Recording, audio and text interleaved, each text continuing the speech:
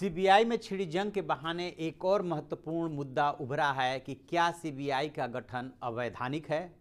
ये बहुत ही महत्वपूर्ण सवाल है जिसको लेकर के 2013 में गुवाहाटी हाई कोर्ट ने बहुत ही महत्वपूर्ण फैसला दिया था कि उसका गठन अवैधानिक है। ये बात अलग है कि उसके बाद सुप्रीम कोर्ट ने उस फैसले पे स्टे दे दिया था, लेकिन अभी भी ये सवाल बना हुआ है। सोचिए आप भी। मैं हूँ विद्याशंकर तिवारी, इंडिया न्यूज़ के डिजिटल चैनल इन खबर के लिए। दरअसल 2013 में जो मसला आया था गुवाहाटी हाई कोर्ट के सामने वो ये था कि बीएसएनएल के एक कर्मचारी नवेंद्र कुमार पे सीबीआई ने धोखाधड़ी भ्रष्टाचार का एक मामला दर्ज किया था। नवेंद्र कुमार ने अपने खिलाफ मामला दर्ज होने के बाद इस मामले को हाई कोर्ट तक ले गए थे कि जब सीबीआई का गठन ही अवैधानिक है तो फिर वो मेरे खिलाफ एफआईआर कैसे कर सकती है। पहले सिंगल बेंच के पास वो गए थे, सिंगल बेंच ने उनकी मांग को रिजेक्ट कर दिया था। फिर वो डबल बेंच में गए थे और डबल बेंच ने सीबीआई के गठन को अवैधानिक ठहरा दिया था। अब सवाल ये उभरता है कि आखिरकार डबल बेंच ने किस आधार पर सीबीआई के गठन को अवैधानिक ठहराया। दरअसल 1963 में 1 अप्रैल 1963 को जो सीबीआई का गठन हुआ वो एक केंद्रीय आदेश से, मतलब एक सर्कुलर से इसका गठन हुआ है Delhi special police establishment act 1946 के तहत।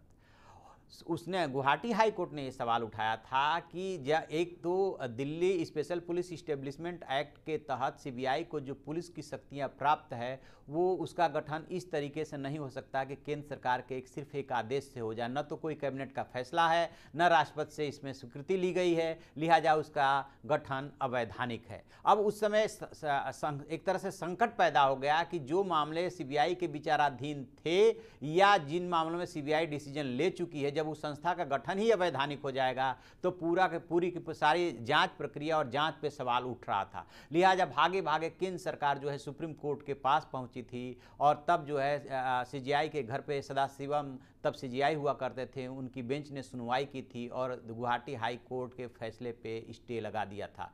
तब से अभी तक यानी लगभग 5 साल बीत चुके हैं, अभी तक ये डिसाइड नहीं हुआ है कि सीबीआई का जिस एक्ट के तहत गठन हुआ है वो सीबीआई वैधानिक है या नहीं है। सुप्रीम कोर्ट में फिलहाल मसला लंबित है। उस समय तो एक संकट टल गया, संवैधानिक संकट टल गया, लेकिन अब इस पे बहस एक बार फिर शुरू हो गई है कि क्या सीबीआई का जिस एक्ट के तहत गठन हुआ है, सीबीआई एक वैधानिक संस्था है, क्या उसे पुलिस की शक्तियां मिलनी चाहिए। और जब वो आपस में अधिकारी, टॉप मोस्ट के अधिकारी ही भ्रष्टाचार को लेकर के एक दूसरे को पे कीचड़ उछाल रहे हैं, एक दूसरे पे आरोप लगा रहे हैं, जिसकी जांच सीबीसी और सुप्रीम कोर्ट की निगरानी में हो रही है, उसके बाद और ज़्यादा इसको लेकर के सियासत होने लगी है। तो इसमें कुल और जिस तरह से पश्चिम बंगाल और आंध्र प्रदेश ने सीबीआई के एंट्री पे अपने राज्य में रोक लगाई है, उससे और इसके साख पे बट्टा लगा है। लिहाजा इसमें जल्दी से जल्दी ये डिसीजन होना चाहिए कि सीबीआई का क्षेत्राधिकार क्या है, उसके अफसर यानी कि डायरेक्टर और जो भी अफसर होते हैं उन्हें क्या सुरक्षा प्राप्त है अपने पद पे बने रहने के लिए,